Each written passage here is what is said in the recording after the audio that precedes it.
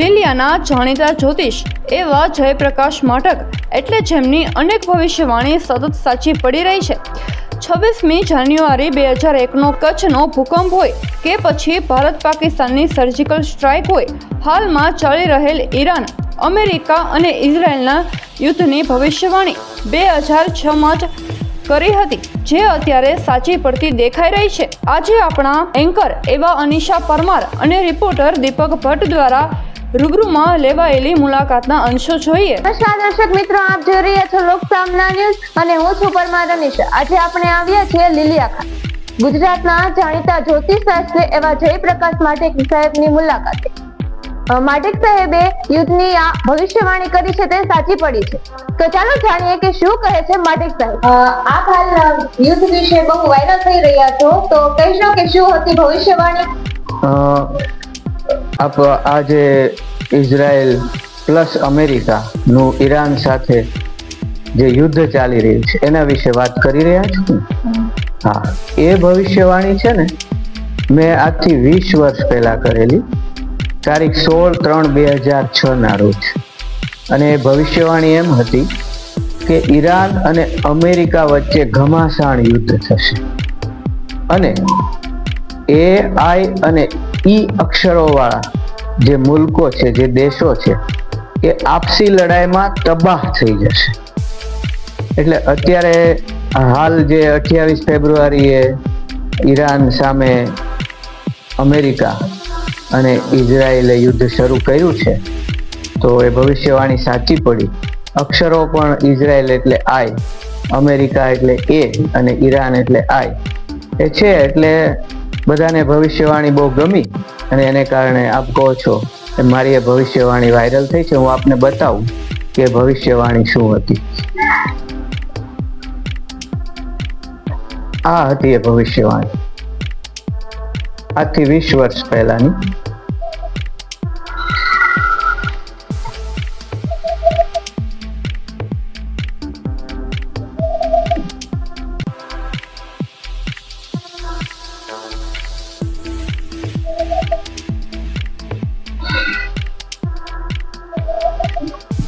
એ ભવિષ્યવાણીની પૃષ્ઠભૂમિ શું હતી અને ક્યાં સંદર્ભે હતી ભવિષ્યવાણી? હા, એ બહુ જરૂરી છે કે આજથી 20 વર્ષ પહેલા શું સ્થિતિ હતી અને કયા સંદર્ભમાં મેં ભવિષ્યવાણી કરેલી એ બતાવવું બહુ જરૂરી છે।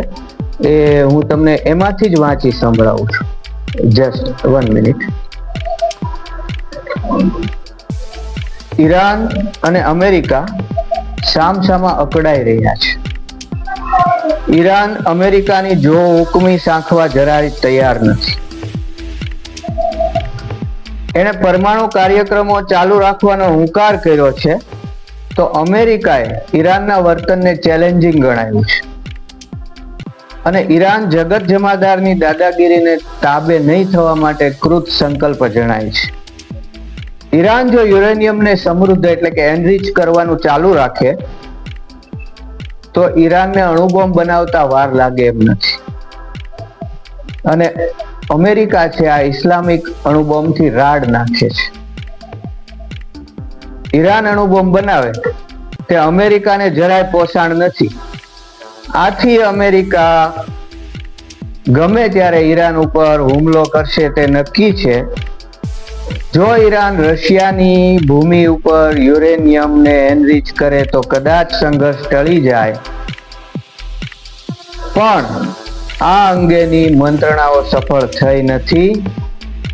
અમેરિકાને રશિયા ઉપર વિશ્વાસ નથી, તેથી ઇઝરાયલ સાથે મળીને ઈરાનના ન્યુક્લિયર રિએક્ટરો પર ત્રાટકવાની યોજના ઘડી રહ્યું છે। આ 40 વર્ષ પહેલાની વાત છે, તમને આજના જ એ સંજોગો લાગશે। ચીન અંદરખાને ઈરાનને હિંમત આપી રહ્યું છે, તો આ સંજોગોની અંદર મેં આ ભવિષ્યવાણી કરી હતી કે ગમે ત્યારે ઈરાન અને અમેરિકા વચ્ચે ઘમાસાણ યુદ્ધ ફાટી નીકળશે। જી અનિશાબેન। સર સાહેબ, આપે જણાવશો કે આ યુદ્ધ કેટલું ચાલશે? શું અમેરિકા અને ઇઝરાયલ વિજય થશે? આ યુદ્ધ કેટલું ચાલશે અને શું અમેરિકા અને ઇઝરાયલ આમાં વિજયી થશે? તો ગ્રહો તો બેન એવું જણાવી રહ્યા છે અનિશાબેન કે આગળ મને વિશ્વમાં ક્યાં શાંતિ દેખાતી નથી. તમે જુઓ છો છેલ્લા ઘણા સમયથી રશિયા અને યુક્રેન વચ્ચે યુદ્ધ ચાલે છે. એ વખતે રશિયાએ જ્યારે યુક્રેન ઉપર આક્રમણ કર્યું ત્યારે એવું મનાતું હતું, રાજકીય નિષ્ણાતો બધા એવું કહેતા હતા કે આ 3-4 દિવસમાં પૂરું થઈ જશે, અને આપણે જોઈએ છે કે આજે એને 4 વર્ષ વીતી ગયા છે. એ વખતે હું એકલો જ હતો કે જે કહેતો હતો કે આ યુદ્ધનો અંત નહીં આવે. તો એવું જ આ બાબતમાં કેમ ન થઈ શકે? અત્યારે ઘણાને એમ લાગે છે કે ભાઈ હવે આ ઈરાન છે એના મિસાઇલો કેટલાક ચાલશે, આટલા બધા પ્રમાણમાં એ પાડોશી અરબ દેશો ઉપર મિસાઇલો છોડી રહ્યું છે. આજે જેણે અમેરિકાના 3 જેટ વિમાનોને તોડી પાડ્યા છે, અને સાઉદી અરેબિયાની એક મોટી ઓઇલ ફેક્ટરીને પણ બાળી નાખી છે. કુવૈત ઉપર હુમલા કરે છે, અબુ ધાબી ઉપર કરે છે, ત્યાં આપણા ભારતીયો ફસાઈ ગયા છે. મને મારી એક વિદ્યાર્થીનીનો ફોન હતો કે સાહેબ આ કેટલું ચાલશે? તો મેં કહ્યું કે ભાઈ ગ્રહો તો હજુ અંગારક યોગો ચાલુ છે, અને ગ્રહણ પછી હજુ અંગારક યોગો ચાલુ રહેવાના છે. 3 માર્ચે ચંદ્રગ્રહણ છે. ચંદ્રગ્રહણની કુંડળીમાં પણ કાળ સર્પયોગ છે, એ હું આપને બતાવું.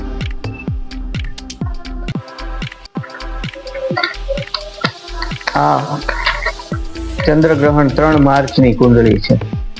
એમાં જોઈ શકાય છે કે રાહુ અને કેતુ વચ્ચે બધા ગ્રહો આવી ગયા છે, અને પ્લુટોની એટલે કે યમની દ્રષ્ટિ છે લગ્ન ઉપર. આ ગ્રહણ મધ્યકાળની કુંડળી છે, અને એમાં તમે જોઈ શકો છો સૂર્ય મંગળનો અંગારક યોગ છે, શુક્ર મંગળનો ઘૃતાગ્નિ યોગ છે. તો કાળ સર્પ યોગ જે હોય છે એ સૃષ્ટિ માટે બહુ સારો ગણાતો નથી. ઘણી વખત કાળ સર્પ યોગ પછી વિનાશક ઘટનાઓ બનતી હોય છે, અને મોટે પાયે પૃથ્વી ઉપર ક્યાંક પ્રાણીઓનો નાશ થતો હોય છે. બીજું કે રાહુ છે એ 3 માર્ચ થી એટલે ધૂળેટીના દિવસથી શતભિષા નક્ષત્રમાં પ્રવેશ કરી રહ્યો છે. જેમાં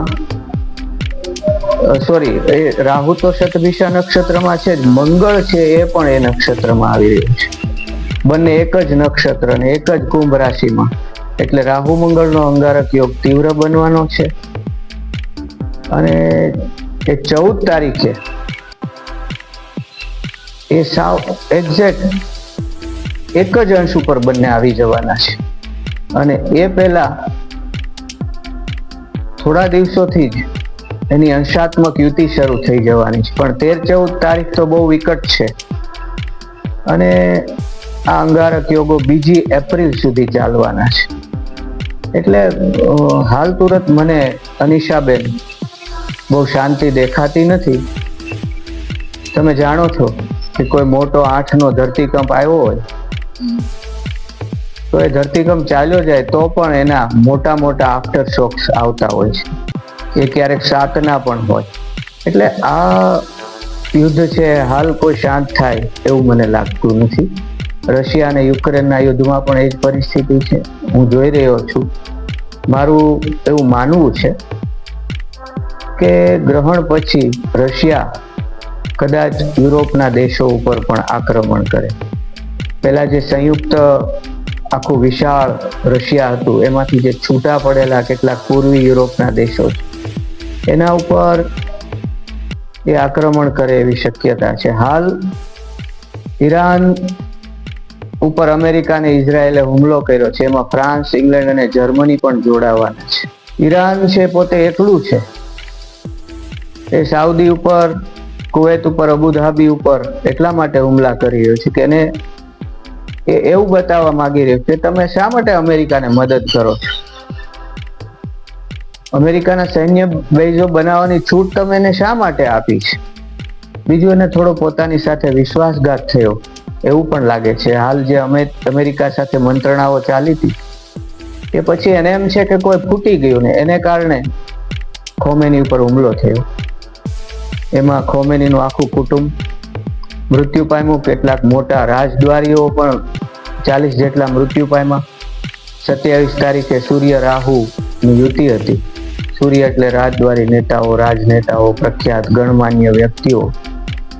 તો એક સાથે 30-40 જેટલા મૃત્યુ પામ્યા. યુતિ એનો ભાગ ભજવ્યો. તો ઈરાન આ માટે પાડોશી દેશો ઉપર ગિન્નાયેલું છે. એ બધા દેશોએ પણ મીટિંગ કરી છે અને હવે ઈરાન ઉપર હુમલો કરવાનો વિચાર કરી રહ્યા છે. હવે આધાર એના ઉપર રાખે છે કે ઈરાન એકલું પડી ગયું છે કે આગળ ઉપર એના જે મિત્રો છે કે જેને એને મદદ કરેલી રશિયાને યુક્રેન સામેની લડાઈમાં મિસાઇલો ડ્રોન્સ આપીને, તો એની મદદે આવે છે કે નહીં? ચીન એની મદદે આવે છે કે નહીં? જો ન આવે તો રશિયા અને ચીન કાગળના વાઘ સાબિત થઈ જશે. સમયે મિત્રની મદદ ન કરે તો એનો શું અર્થ છે? પણ મને લાગે છે કે મદદ કોઈને કોઈ રીતે પહેલા જ પહોંચી ગઈ છે અથવા હવે પછી પહોંચશે. એક વાત એવી છે કે ઓર્સેનિક મિસાઇલો પણ રશિયા પાસેથી એને મળી ગયા છે. અને એક વાત ઉપર હું તમારું અનિશાબેન ધ્યાન ખેંચ્યું કે ઈરાન વારંવાર કહી રહ્યું છે કે યુએસ ઉપર અમે ઐતિહાસિક બદલો લેશું, કે આજ સુધી કોઈ જોયો ન હોય એવો બદલો લેશું, એવી વાતો કરે. એ શું છે ઐતિહાસિક બદલો? એ શું કરવા માંગે છે? મને લાગે છે કે એ કોઈ સરપ્રાઈઝ આપી શકે છે. જો કે સામે ઈરાન અને ઇઝરાયલ પણ બહુ શક્તિશાળી છે. ટોટલી આપણે ઈશ્વરની લીલાને સમજી શકતા નથી, નમ્રતાપૂર્વક હું કહું તો. કારણ કે ઈશ્વરે વિનાશ કરવાનો વિચાર કર્યો હોય એવું લાગે છે. ઈશ્વર પ્રકૃતિના ગુણોનો સ્વીકાર કરે છે. એ જ્યારે રજોગુણનો અનિશાબેન સ્વીકાર કરે ને ત્યારે એને બ્રહ્મા કહેવાય, ત્યારે એ સૃષ્ટિની ઉત્પત્તિ કરે છે. એ જ્યારે સત્વગુણનો સ્વીકાર કરે ત્યારે સૃષ્ટિનું પાલન કરે છે, ત્યારે એને વિષ્ણુ કહેવામાં આવે છે. અને પ્રકૃતિના તમોગુણનો સ્વીકાર એ ક્યારે કરે છે? જ્યારે એને સંહાર કરવો હોય, ત્યારે મનુષ્યો જ્યારે બગડી જાય, એની જીવનશૈલી પાપમય બની જાય, ક્યાંક ને ક્યાંક મોટી ભૂલો કરવા માંડે, ત્યારે એ ભગવાન રુદ્ર રૂપે સંહાર લીલા એની શરૂ કરે છે. અત્યારે તમે જુઓ, રુદ્રની બધી મૂર્તિઓ ક્રોધિત છે. સૂર્ય એટલો તપે, જ્યાં ત્યાં આગ લાગે, પૂર પ્રકોપો, બરફ વર્ષા એવી થાય, 13 ફૂટની બરફ વર્ષા પરદેશમાં થયેલી છે. ધરતીકંપો આવે છે. તો મને લાગે છે કે ઈશ્વરે તમોગુણનો સ્વીકાર કર્યો છે. એણે જ આ બધા દેશોની બુદ્ધિ ફેરવી છે. નહીંતર આટલું બધું અનિશાબેન ઝઘડવાનું હોય? કોઈ પણ ડાયા માણસો આટલી બધી લડાઈ કરે? 4 વર્ષો વીતી ગયા. એ જાણે ઝઘડવાનો, બાંધવાનો, લડાઈનો ઓતાર આવી ગયો હોય બધાને એવું લાગે છે. ટ્રમ્પને પણ ઓતાર આવ્યો, ઈરાનને પણ ઓતાર આવ્યો, ઇઝરાયલને આવ્યો, પાકિસ્તાનને, અફઘાનિસ્તાન બાકી રહી ગયા હતા તો એ પણ ઝઘડી પડ્યા. એ પણ 26મી ફેબ્રુઆરી એની વચ્ચે યુદ્ધ શરૂ થયું. અત્યારે 23 તારીખે જે મેં કહ્યું ને 5 ગ્રહો ભેગા થયા, અંગારક યોગ છે. પછી 3 દિવસમાં ત્યાં શરૂ થઈ ગયું અને 28મી આ ઈરાન વાળું શરૂ થઈ ગયું. તો મને લાગે છે કે ઈશ્વરે આ બધાની બુદ્ધિ ફેરવી નાખી છે. ઈશ્વરને ભારત દેશ બહુ પ્રિય છે અને આપણા વડાપ્રધાન અને આપણે ભારતીયો એવો સ્વભાવ ધરાવીએ છીએ કે આપત્તિમાં પણ આપણે અવસરને શોધી કાઢીએ છીએ. તો મને લાગે છે કે આ એક અવસર છે જેમાં બધા દેશો આપસી લડાઈમાં નબળા પડી જશે અને આપણો ઉદય થશે. આપણે આપણા સિદ્ધાંતો, સદગુણોને કારણે બચેલા છીએ. નહીં તો જો ઠેર ઠેર બધી અરાજકતા છે.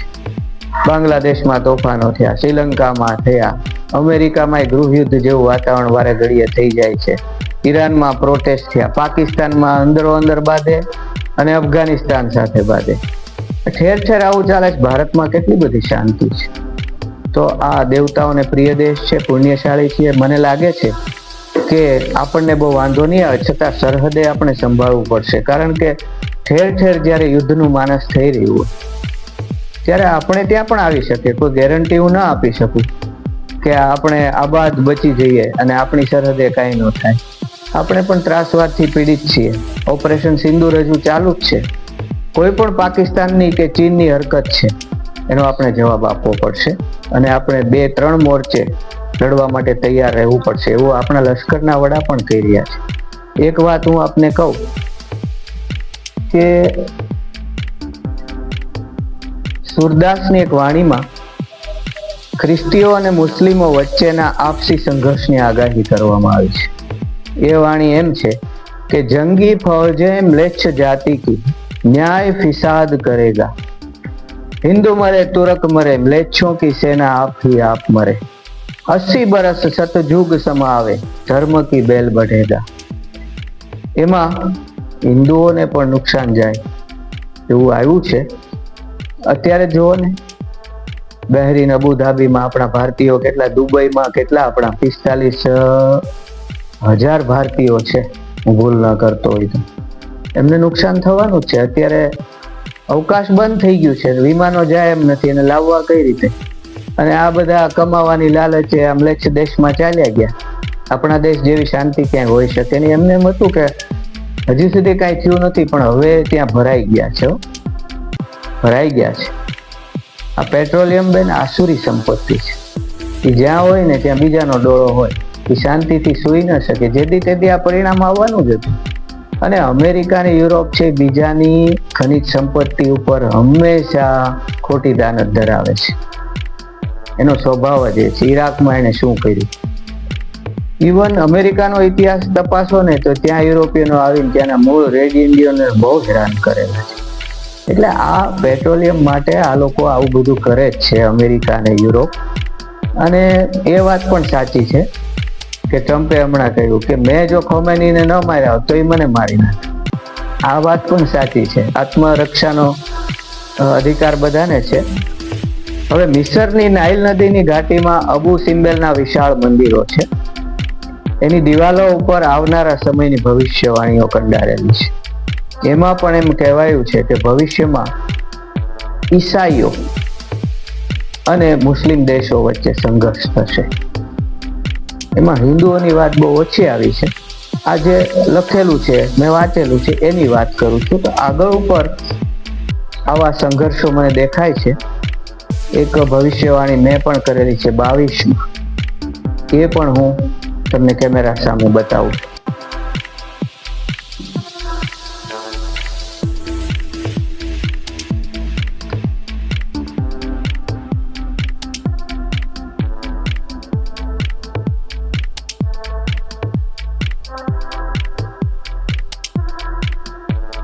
તો આ છે ભવિષ્ય મારી દ્રષ્ટિએ. હું બેન છે ને જ્યોતિષશાસ્ત્રી તો છું, પણ ફ્યુચરિસ્ટ છું.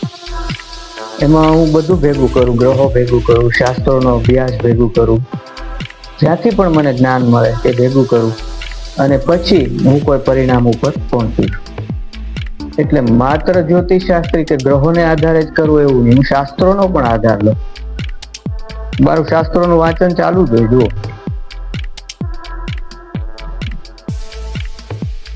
આમાં પણ કળિયુગમાં શું થશે એ બધું લખ્યું.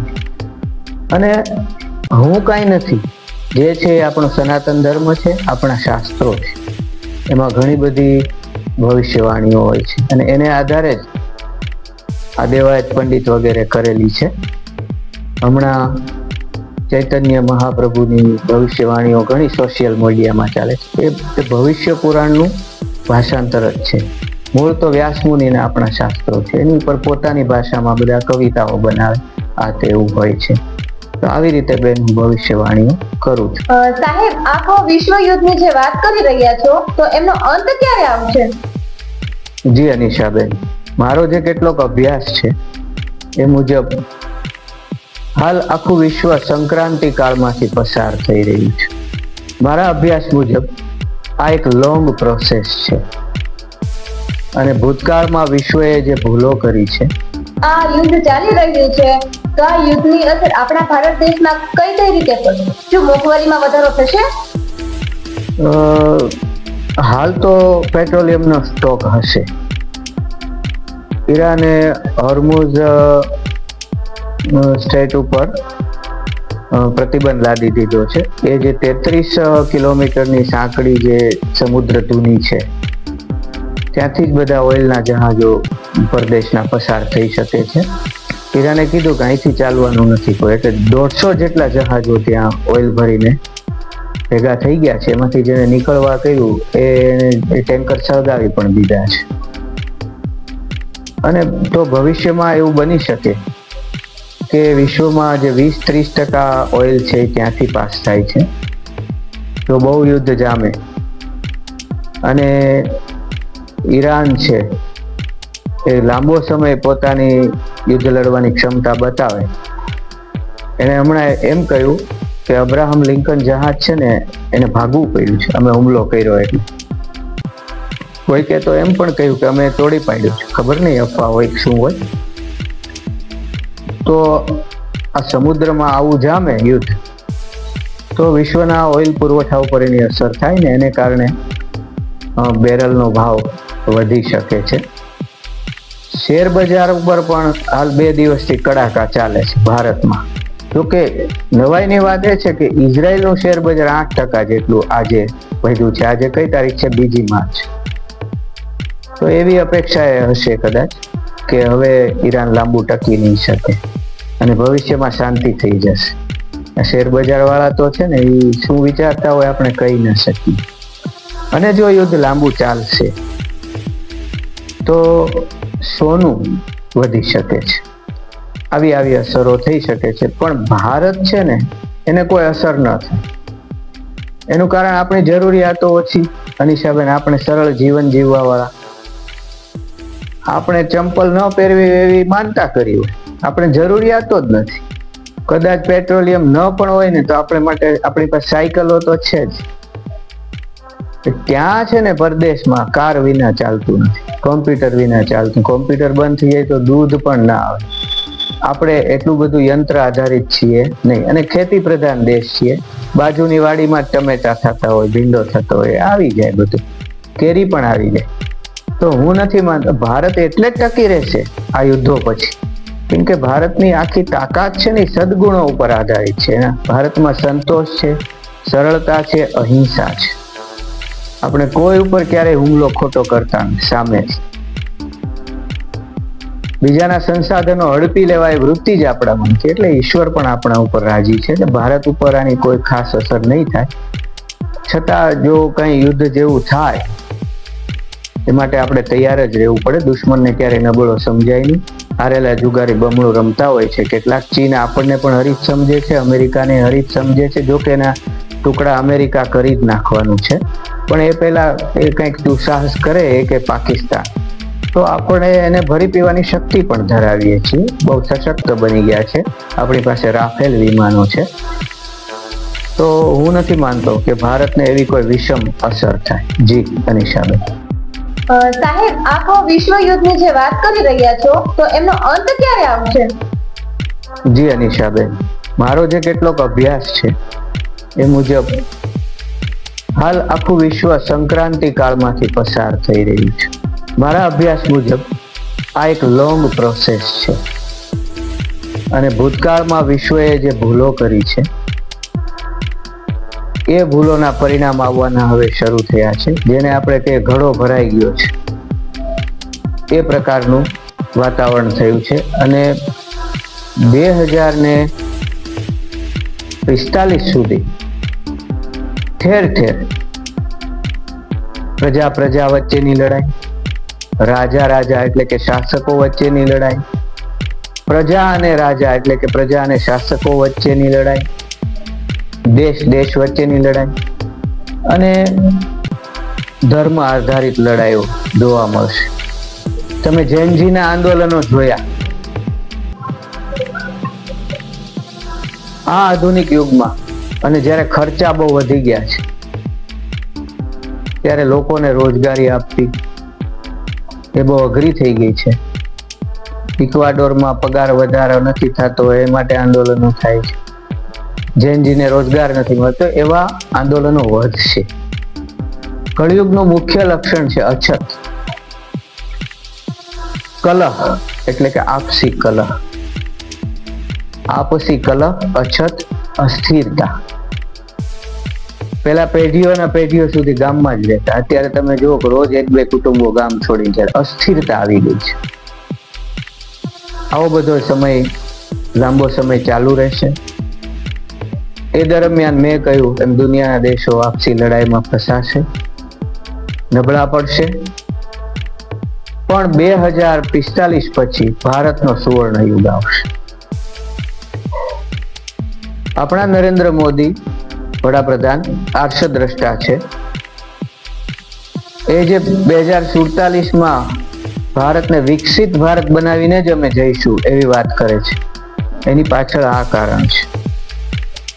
ખરેખર વિકસિત ભારત બની જશે, જો કે એનાથી અધ્યાત્મ પાછળ ધકેલાઈ જશે. અત્યારે જુઓ ને, જેમ જેમ વિકાસ થાય છે, ભૌતિક વિકાસ, એમ આધ્યાત્મિક વિકાસ પાછો પડતો ગયો છે. પહેલા જે વડલા નીચે સત્સંગ થતો હોય, કોઈ સાધુ મહારાજ આવતા હોય, સંન્યાસ આશ્રમમાં ઉતરતા હોય, બધા એના ચરણોમાં બેસે, ઉપદેશ આપે, આવા દ્રશ્યો હવે તમને બહુ ઓછા જોવા મળશે. સાધુ મહાત્માઓ પણ મોટરસાયકલ ઉપર કે કારમાં બધે જતા હોય છે. પહેલા તો પગે ચાલીને જતા, વ્યક્તિગત સંપર્કમાં રહેતા. તો આ ભૌતિક વિકાસની અસર છે. તો સંભવ છે કે ભૌતિક વિકાસ પાછળ ધકેલાય, આધ્યાત્મિક વિકાસ પાછળ ધકેલાય જાય, પણ ભારત દિવસે દિવસે વિકસિત બનતું જાય છે. અને 2047માં ભારતનો સુવર્ણ યુગ આવશે. કદાચ વહેલો પણ આવી જાય. તો આપે જે પ્રશ્ન કર્યો કે આનો અંત ક્યારે આવશે, એની મેં વાત કરી કે મારી દ્રષ્ટિ તો 45 સુધી પહોંચે છે. હું એમ માનું છું 45 પછી વૈદિક બધી વ્યવસ્થાઓ ફરી પાછી ભારત દેશમાં જોવા મળશે. આપણી પ્રાચીન જે પરંપરાઓ, વૈદિક વ્યવસ્થાઓ, એ ફરી વખત આવી જશે. જી સાહેબે ખૂબ એવી સારી માહિતી આપી છે. સાહેબ, આપનો લોક સંવાદ સાથે જોડાવા બદલ ખૂબ ખૂબ આભાર. જી, આપનો પણ આભાર.